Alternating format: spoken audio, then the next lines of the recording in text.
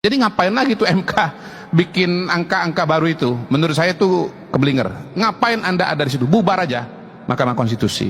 Kenapa ini masih banyak yang ngamuk-ngamuk ini?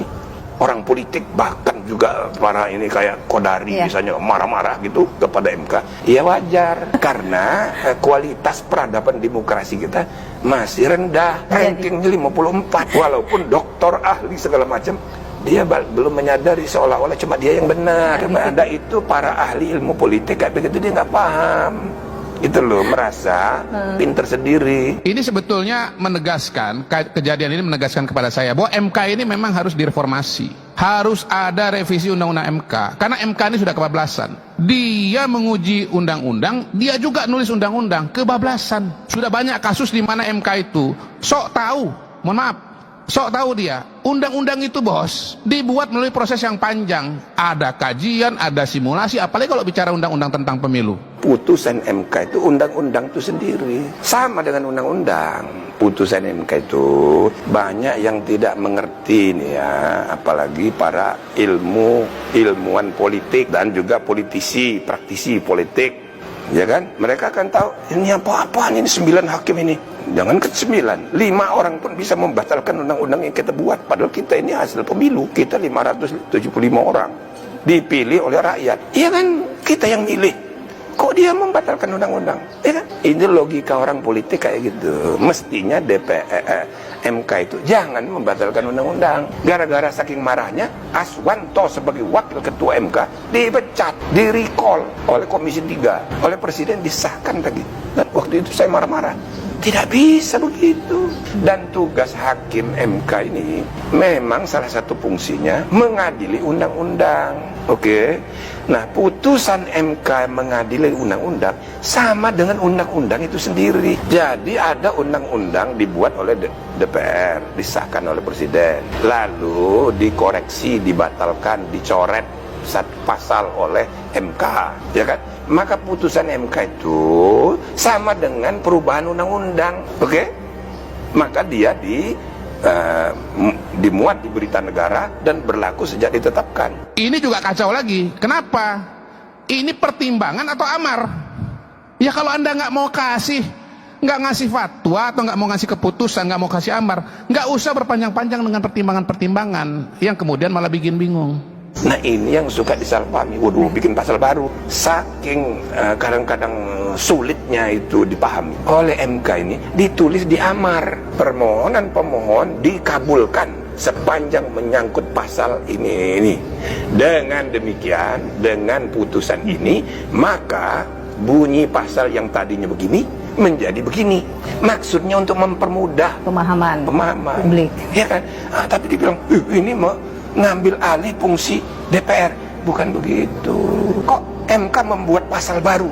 Bukan, dia tidak membuat pasal baru, tapi konsekuensi dari pencoretan kata atau pencoretan satu kalimat itu kan menimbulkan norma baru. Otomatis, misalnya ada peraturan nih, kalau Anda bertemu persimpangan perempatan jalan, maka dilarang belok kanan, gitu bunyinya, bunyi pasal itu, ya kan? Nah, itu kan cara memahaminya. Berarti lurus boleh, belok kiri boleh, belok kanan nggak boleh. Nah, kemudian dibawa ke MK oleh MK. Waduh, ini tidak adil ini, ya kan? Padahal kalau belok kiri, nah rumahnya sebelah kanan, gimana? Kalau dia lurus, itu sampai 2 kilo baru ada belokan lagi. Ini tidak adil. Apalagi sebelah kanan ini ada rumah sakit. Ya bagaimana ini mau ke rumah sakit? Ini berbahaya ini. Maka oleh MK pasal yang melarang belok kanan dicoret, ya kan? Ya sudah, dicoret begitu aja. Nah, apa makna dari pencoretan itu?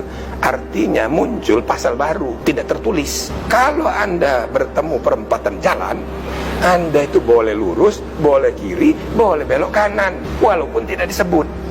Nah, tapi dalam praktek untuk mempermudah, ya kan, masyarakat luas memahami, oleh MK itu ditulis.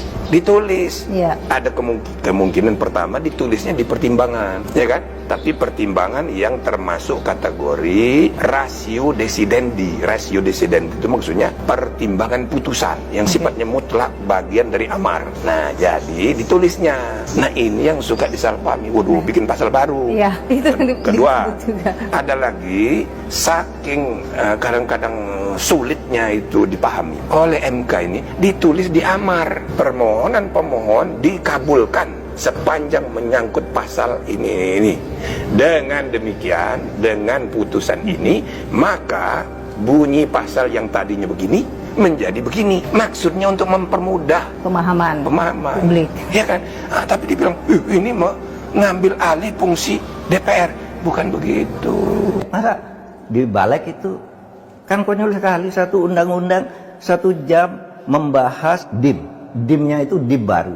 Saya tahu ceritanya. DIM baru dibuat saat itu begitu ada putusan MK. Dulu di undang-undang yang diajukan pada bulan Januari itu belum ada urusan umur itu, urusan umur untuk cagup belum ada. Kok tiba-tiba muncul sekarang katanya itu undang-undang yang diusulkan pada bulan Januari oleh Presiden. Waktu itu belum ada kasus itu. Kok tiba-tiba muncul DIM sekarang? Kan berarti bohong itu, iya kan? Bohong banget. Ya kan orang gampang menduganya, oh ini urusan pencalonan di Jawa Tengah, gitu loh, lebih konkret lagi kan. Nah, jadi berarti ini ada urusan yang suka disebut oleh Pak Jokowi sendiri. Ya, Pak Lurah, ya kan? Apalagi Bahlil udah ngomong istilah baru lagi, Raja Jawa, ya kan? Atau yang terakhir Pak Jokowi bilang tukang kayu, ya kan? Jadi yang disalahin tukang kayu lagi gitu loh. Nah, tapi memang ya itu nyatanya. Kita tidak bisa menutup mata ke sana. Nggak bisa. Jadi dalam waktu hanya 10 tahun semua anak mantunya lu jadi semua. Luar biasa ya, Prof? Luar biasa.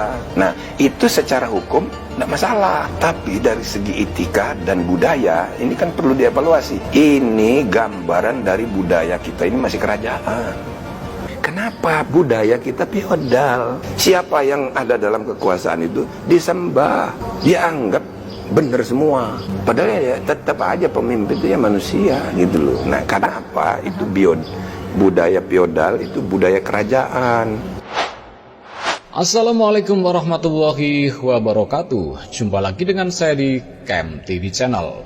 Barusan kita saksikan ya perdebatan yang cukup menarik, dan ini seorang surveyor yang sok tahu ya, Bung Kodari benar-benar mati kutu nih di hadapan Prof. Jimli Asidiki yang nyata-nyata membela Mahfud MD ya. Soal putusan MK yang hampir dianulir oleh badan legislatif atau balik DPR ya kala itu.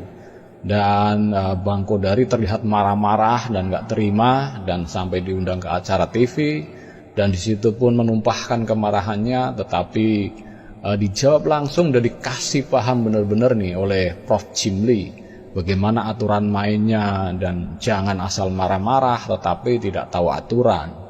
Dan di sini terlihat sekali ya Bung Kodari dibikin mati kutu banget nih.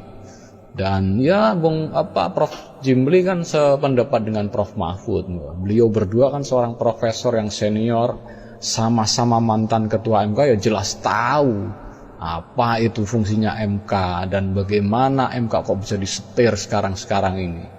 Dan kan kemarin Prof. Jimli juga yang memutuskan bahwa Anwar Usman harus dihukum. Dan di situ aja udah kelihatan kan ya, bahwa di sini terlihat sekali bahwa kebenaran memang sedang ditegakkan ini oleh dua orang profesor ini, terutama Profesor Mahfud ya. Dan ya pendapat Bung Kodari benar-benar dimentahkan di video tadi ya.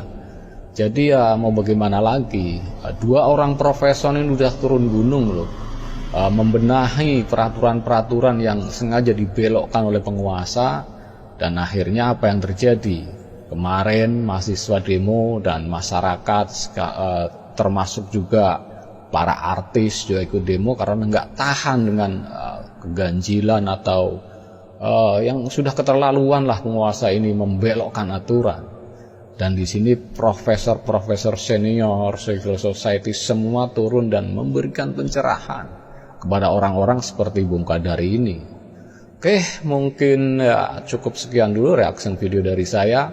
Semoga video tadi bermanfaat untuk kita semua ya. Dan bagi Anda yang ingin berkomentar, silahkan tulis komentar Anda di kolom komentar ya. Dan bagi yang belum subscribe, silahkan subscribe supaya dapat bonus tontonan video terbaru setiap harinya dari Kem TV Channel. Oke, tetap saksikan Kem TV. Salam waras.